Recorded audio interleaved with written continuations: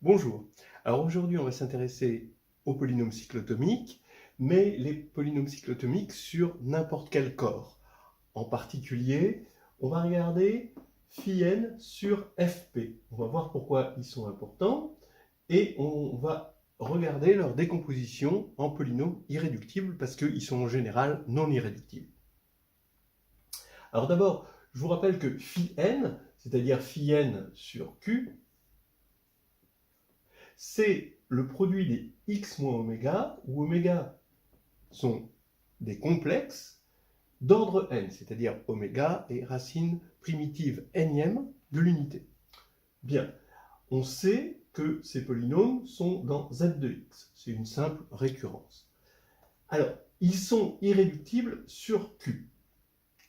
Maintenant, en fait, à partir du moment où ils appartiennent à z de x, on va pouvoir les définir dans n'importe quel corps. Parce que si le corps est de caractéristique 0, c'est une extension de q, donc on garde le même polynôme. Si le corps est de caractéristique p, alors eh bien, on va définir pour ce corps le polynôme φn k, pour le corps k, sur fp, d'accord ? Et c'est simplement la réduction modulo p de tous les coefficients de φn qui sont dans z.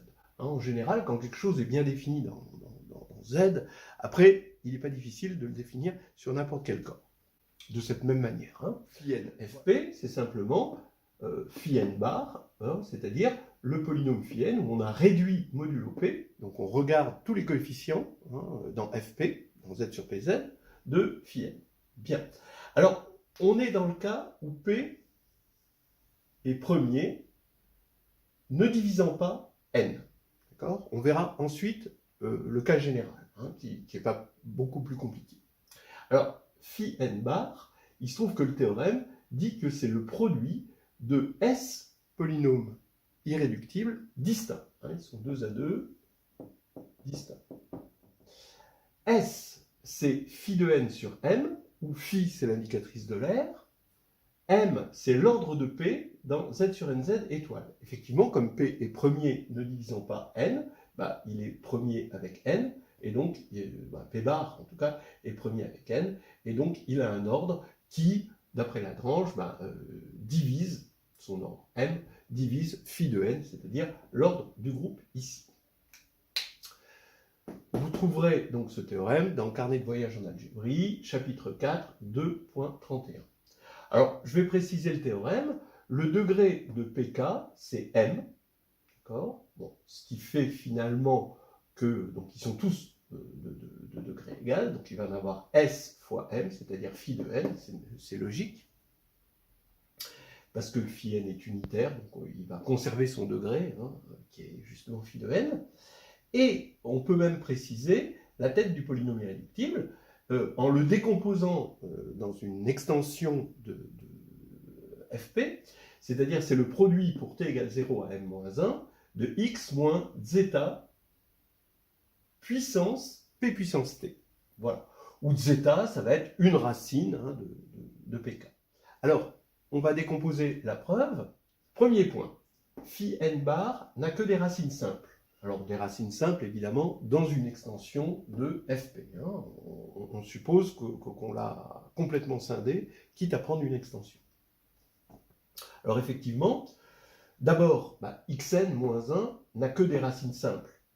Alors, pourquoi ? Parce que si on prend zeta, une racine nème de l'unité, dans une extension de fp, eh bien, on va avoir forcément que le polynôme dérivé ici ne s'annule pas en zeta.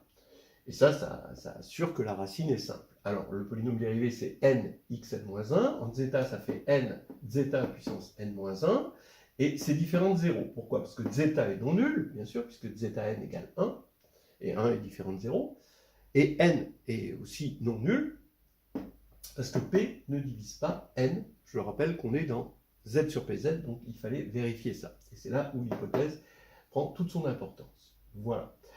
Alors maintenant, oui, il n'a que des racines simples, étant donné que dans Z, on a xn moins 1 qui est égal au produit des d divisant n de phi d. c'est la formule fondamentale qui finalement donne une récurrence sur les phi n, eh bien, on a que forcément, phi n va diviser xn-1, comme xn-1 n'a que des racines simples, dans une extension, phi n aussi. Je vous rappelle que, étant donné qu'on a cette égalité dans z de x, eh bien, on va avoir la même décomposition dans z sur pz de x, c'est-à-dire fp de x. Voilà. Donc déjà, voilà une première chose. Deuxièmement, j'affirme que si phi n bar, alors phi n bar, c'est exactement phi n de fp, je vous le rappelle. Si zeta annule phi n bar, avec zeta dans une extension k de fp, alors j'affirme que zeta est exactement d'ordre n dans k étoile. Alors évidemment, d'après cette formule-là, quand je vais appliquer cette formule, je vais bien voir que zeta puissance n moins 1 est égal à 0 multiplié par quelque chose. Donc c'est nul. Et ça veut dire que zeta puissance n égale 1. Et donc, comme zeta est dans k étoile, le groupe multiplicatif, eh bien, il va être d'ordre, disons, d, et d divise n. Voilà. Bon, pour l'instant, on veut montrer que c'est exactement n. Donc, par l'absurde, on va supposer que d divisant n n'est pas égal à n. Eh bien, dans ce cas-là, si on regarde encore une fois cette formule, eh bien, on voit que à partir du moment où on a d, on va avoir dans ce produit tous les diviseurs de d. Comme d est différent de n, on va avoir phi n bar et tous les diviseurs de d, donc finalement le produit des phi d' pour d' divisant d. Donc on va avoir par cette même formule, en remplaçant n par d, xd-1, d'accord. Et ici, on va avoir phi n bar, d'accord, qui est distinct, qui s'est détaché, parce que d est différent de n. Et ça va diviser xn-1 d'après cette formule. Bien, ça veut dire que zeta, maintenant, s'il est d'ordre d, eh bien, il annule ceci et il annule cela. Donc il annule deux facteurs de xn-1, ce qui va faire qu'il va y avoir une multiplicité. Or, on a vu dans 1 qu'il n'y avait pas de multiplicité. Donc, on a montré par l'absurde que zeta est bien exactement d'ordre n. Je vous rappelle que ça a vraiment demandé que p ne divisait pas n. Ça, c'est important. Vous regardez juste pour phi p, et bien vous verrez que c'est faux. L'ordre, ce sera 1. Bien, troisièmement. Maintenant, le troisième point, il est indépendant des deux premiers. Regardez, on prend P dans K de X, avec K une extension du corps Fp. Alors, on va avoir un critère pour pouvoir dire que P appartient à Fp de X, d'accord, c'est ce qu'on appelle un théorème de descente, en théorie galoisienne. Mais là, bon, c'est pas la peine de faire appel à toute la théorie galoisienne. C'est vrai si et seulement si le Frobenius fixe P. Alors, ça fait penser au fait que quand on a P, un polynôme dans C de X, eh bien P est dans R de X, si et seulement si le bar, donc la conjugaison complexe, fixe P. Alors, qu'est-ce que c'est que le Frobenius? Je vous rappelle que FR du polynôme somme de AI xi, eh bien, c'est somme de AI puissance P xi. Voilà. Ben oui, c'est évident, ça c'est le troisième point est assez simple. Ça vient du fait qu'on veut regarder, il est dans Fp, si et seulement si tous les coefficients de P sont dans Fp, donc tous les coefficients doivent vérifier AI puissance P égale AI. C'est un si et seulement si. En effet, Fp, c'est l'ensemble des A dans K, tel que AP égale A. Vous vous en convainquez facilement, parce que Fp, il est inclus dans K. Donc, si vous avez A dans Fp, alors AP est égal à A, c'est simplement Fermat. Et réciproquement, étant donné que le polynôme xp moins x possède exactement p racines, si vous voulez, xp moins x, c'est x facteur de xp moins 1 moins 1, et p ne divise pas p moins 1, donc il va avoir que des racines simples. Donc il y a exactement p racines là-dedans, donc on va avoir égalité des cardinaux, et on a une égalité ici. Donc on a un critère pour pouvoir dire ce polynôme appartient à fp de x à partir du moment où il est dans k de x. Voilà, donc c'est déjà une première salve. Maintenant, on va assez rapidement terminer la preuve de ce théorème. Donc maintenant, voilà, si zeta est une racine de phi n bar, alors p ici, on va regarder le produit des x moins zeta puissance p puissance t de 0 à m-1. Je vous rappelle que m, c'est l'ordre de p dans le groupe multiplicatif z sur nz étoiles. Eh bien, ça appartient bien à fp de x, d'une part, et d'autre part, c'est irréductible sur fp. On va voir que p appartient à fp de x, ça provient du fait que p puissance m est égal à 1 dans z sur nz, mais l'irréductibilité vient du fait que m est exactement l'ordre de p. Donc là maintenant, je dis que le théorème découle de 4, parce que à chaque fois qu'on va avoir une racine là-dedans, on construit ce polynôme qui va être un diviseur irréductible ici, et tant qu'il y a des racines, eh bien, on va avoir d'autres diviseurs, d'accord ? Et étant donné que ce polynôme est systématiquement de degré m, on va avoir exactement S diviseur, c'est-à-dire phi de n sur m. Bon, il n'y aura pas de multiplicité, parce que phi n n'a que des racines simples, donc tous les polynômes ici vont être 2 à 2 distincts. Donc finalement, le théorème sera achevé si on prouve ceci. Alors regardez, je vous rappelle que le Frobenius ici, qui a A dans K donne A puissance P, c'est un automorphisme de corps, ça c'est un grand classique, et c'est un petit peu moins classique, ça implique que le Frobenius, quand il va de K de X dans K de X, où on applique chaque coefficient, on applique le Frobenius ici, j'ai mis le même nom, à tous les coefficients, on applique le Frobenius à tous les coefficients, ici, eh bien c'est un automorphisme, cette fois-ci, d'anneau. Bon, ça c'est assez clair. La compatibilité avec la somme, eh bien, ici, de FR avec la somme, ça vient de la compatibilité avec la somme sur K, parce que les coefficients s'ajoutent. En revanche, les coefficients, ils ne se multiplient pas. Comment dire, les coefficients du produit, c'est donné par le produit de Cauchy. Alors, le produit de Cauchy, eh bien, c'est des produits, c'est des sommes et des produits. Et donc, on va encore une fois utiliser le fait que le Frobenius ici est un automorphisme de corps pour obtenir que FR de PQ est égal à FR de P fois FR de Q. Bon, ça c'est assez classique. Et maintenant, on va regarder FR de P. On veut montrer que P est dans FP de X, donc il faut calculer FR de P et trouver P. Alors FR de P, c'est le Frobenius appliqué à P ici, qu'on a défini là. Et maintenant, je vais utiliser le fait que c'est un automorphisme d'anneau en commutant ici, avec le produit. Et maintenant, je vais avoir le Frobenius sur x zeta puissance pt. Donc ça, c'est dans le cas. Donc il n'y a plus qu'à mettre ceci à la puissance p. Le moins, si p est impair, il devient moins. Si p est pair, ça devient plus, mais plus c'est égal à moins. Donc on va avoir le produit pour t égale 0 de n-1 de x moins zeta p t plus 1. On a incrémenté ici.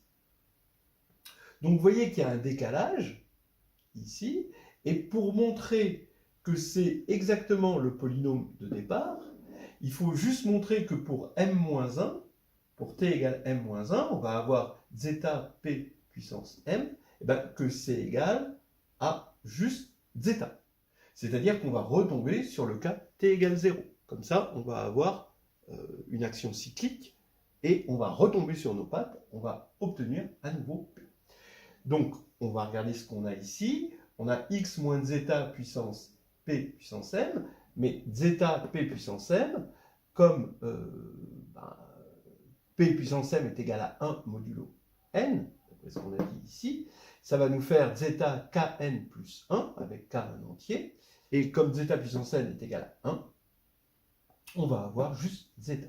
Donc zeta P puissance 0, on est bien retombé sur nos pattes, et donc le Frobenius appliqué à P donne P. P est invariant par le Frobenius, donc il est, c'est notre théorème de descente, il est sur Fp de x. Très bien. Donc on a montré cette partie-là. Il suffit de montrer que P est irréductible maintenant en tant que polynôme de Fp de x. On va supposer que P est égal à Rs, il se décompose dans Fp de x, et que zeta, forcément, si zeta est racine de P, il est racine d'un des deux, et on va supposer qu'il est racine de R, quitte à échanger R et S. Alors, je regarde, donc j'écris R de zeta égale 0, donc c'est une somme de RI, zeta I égale 0, avec RI sur Fp. Et donc maintenant, je mets ça à la puissance P, j'applique le Frobenius ici, et RI puissance P, ici, donc là, la somme, donc le Frobenius commute, hein, donc ici, je vais avoir le Frobenius là-dessus, donc je vais mettre à la puissance P, RI puissance P, ça fait RI, parce qu'on est sur Fp, et zeta I puissance P, ça fait zeta puissance PI. Voilà. Donc, le membre de droite, ça fait 0. Quand on met 0 à la puissance P, ça fait 0. Et on reconnaît R de zeta puissance P. Voilà. Donc, on vient de montrer que si zeta était racine de R, alors zeta puissance P est aussi racine de R. Donc, on va avoir zeta puissance P2 qui est racine, zeta puissance P3, etc. Jusqu'à zeta puissance P m-1 qui est racine, de R. Et maintenant, quand on continue, on va avoir zeta puissance Pm, mais zeta puissance Pm, on a vu que c'était égal à zeta. Donc on retombe sur nos pattes. Maintenant, on va avoir tous les zeta puissance P puissance T, où T va de 0 à m-1, qui sont racines. Je vous dis, pour M, c'est pas la peine, parce qu'on retombe sur 0. Donc on ne va pas avoir des racines supplémentaires, d'autant plus qu'il n'y a pas de multiplicité. Donc maintenant, il suffit de montrer que ces racines sont 2 à 2 distinctes, comme ça on aura m racines là-dedans, 2 à 2 distinctes, donc R sera de degré au moins m, et finalement S sera de degré 0, parce que P est de degré n. Voilà. Alors, supposons qu'elles soient égales. Et supposons, par l'absurde, par exemple, que T' soit strictement plus petit que T, et toujours entre 0 et m-1. Alors ça va nous faire, quand on divise ici, et puis qu'on va écrire zeta puissance P puissance T moins P puissance T', ça fait zeta P puissance T facteur de P puissance T moins T' moins 1 est égal à 1, parce qu'on a divisé ici. Or, zeta est d'ordre n, c'est ce qu'on a vu au point 2, donc ça veut dire que n divise ceci. Voilà, donc n divise ça, et n est premier avec P, donc par le lemme de Gauss, n divise ceci, voilà, mais comme T moins T' est strictement plus petit que m, puisqu'on a pris T' plus petit que T et strictement plus petit que m, et plus grand que 0, eh bien ça voudrait dire qu'il y aurait un élément m', ici, qui serait strictement positif, et tel que P puissance m' serait égal à 1 modulo n. Mais ça, c'est pas possible, parce que m, c'est exactement l'ordre de P modulo n. Voilà. Voilà, on a montré notre théorème. Il ne nous reste plus qu'à faire un petit épilogue avec des goodies. Voilà, on va terminer sur un petit épilogue afin que la fin ne soit pas trop brutale et de se quitter en douceur. Bien, alors, corollaire. D'abord, si Z sur NZ étoile n'est pas cyclique, parce qu'en général, c'est pas cyclique, d'accord, c'est cyclique uniquement pour 1, 2, 4, donc n égale 1, 2, 4, un p puissance k avec p premier impair et 2 p puissance k, bien, alors quand on est en dehors de ces situations-là, c'est pas cyclique. Par exemple, pour n égale 8, hein, déjà ça va commencer la non-cyclicité.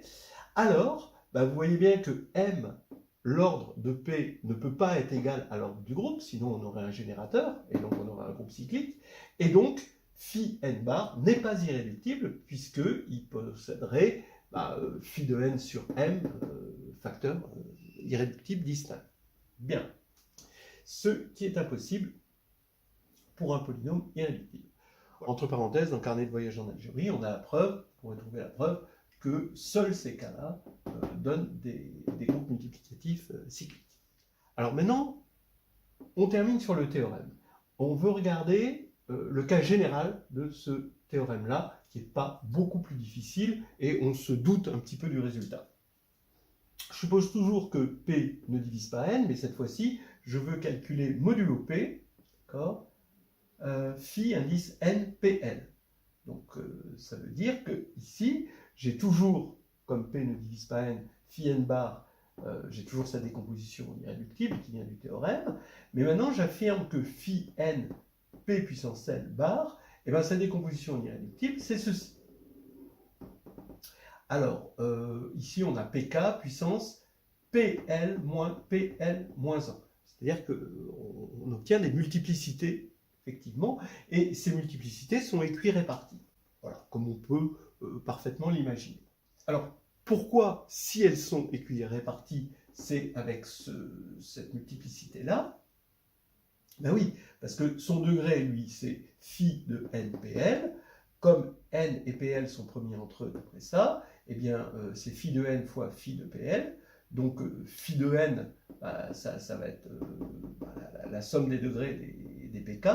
Et phi de pl, c'est p puissance l moins p puissance l moins 1. Donc, on se doute bien qu'on va avoir quelque chose comme ça. C'est ce qu'on va montrer. C'est-à-dire, en fait, ce qu'on va montrer, c'est que phi bar npl, c'est égal à phi bar n, le tout, puissance pl moins pl moins 1. D'accord? Voilà. Ceci, oui, c'est ce qui va nous donner directement ça d'après ça. Ok, alors montrons ceci. D'abord, je pars de la décomposition. Alors, on pourrait le faire avec une inversion de Möbius, mais ça demanderait de connaître l'inversion de Möbius de la formule de décomposition de xn-1 en phi n. Bon, comme j'ai peur d'en perdre, je vais le faire sans l'inversion de Möbius. Mais c'est quand même pratique avec l'inversion de Möbius. Ok. Alors, ici, on a xnpl moins 1. Bon, d'après la formule de tout à l'heure, mais appliquée en remplaçant n par n puissance pl, je vais prendre des diviseurs de npl. Mais ces diviseurs de npl, comme n et pl sont premiers entre eux, c'est des diviseurs de n fois des diviseurs de pl. Voilà. Et ici, on a phi indice dpk. Bon, donc là, il n'y a pas de problème. Maintenant, je vais subdiviser en un produit pour d divisant n. D'accord, bien sûr, d divisant n. Et k va forcément de 0 à n, ici, de ces phi-là. Donc maintenant, je vais prouver ce résultat-là par récurrence sur lui. D'accord, par récurrence, en fait, sur R égale n puissance pl. Donc je vais le supposer vrai pour tous les nombres strictement plus petits que n puissance pl. Bien. Je réduis modulo p. Alors, d'après le Frobenius, donc j'ai mis des congruences ici pour rappeler qu'on est dans f p de x, hein, mais bon, c'est des égalités. Mais bon, c'est des égalités dans fp de x. Ici, par le Frobenius, sur fp, je vais avoir xn-1 puissance p puissance l, d'après le Frobenius. Et maintenant, je vais scinder ça en 3. D'abord, d différent de n, divisant n, où là, je peux aller jusqu'à L et je peux appliquer ma récurrence. Ensuite, D égale N, mais je peux aller que jusqu'à L-1 et appliquer ma récurrence. Et enfin, NP puissance L, d'accord, donc R égale NP puissance L, où là, je ne peux pas appliquer ma récurrence. Voilà. Alors, à chaque fois, je vais appliquer ça, et ici, je vais avoir phi des barres puissance PK moins PK moins 1. Dans le deuxième cas, je vais avoir phi n bar puissance pk moins pk moins 1 avec des produits. Et le dernier, je ne peux pas appliquer ma récurrence. Ici, le produit se catapulte et on va avoir, donc il va y avoir une élimination terme à terme pour obtenir le produit de d divisant n avec d différent de n de phi d bar p puissance n. Bon, très bien. Ici, je vais retrouver, pareil, ça se catapulte, et je vais avoir un phi n bar p puissance L-1. Et ici, je garde celui qui est en attente de passer le test de la récurrence. Bien. Donc maintenant, lui, je le décompose en produit de phi d divisant n, puissance PL. Ce qui va faire que quand je vais ici diviser par ceci, il va rester plus que phi n, c'est le seul survivant, bar, puissance PL. Donc je vais passer lui de l'autre côté, je vais avoir phi n bar puissance PL, est égal à, il va me rester phi n bar puissance PL moins 1, et ici, phi, celui qui est en attente, phi n PL bar. Ce qui fait qu'on a bien ce qu'on voulait par récurrence. Voilà. Donc on a finalement décomposé ceci en irréductible, quel que soit n. Dans un premier temps, P ne divise pas n, mais après, l'autre temps n'est pas beaucoup plus compliqué, et finalement le résultat ici est assez intuitif. Voilà, donc c'est terminé, et on se quitte, bons amis, j'espère.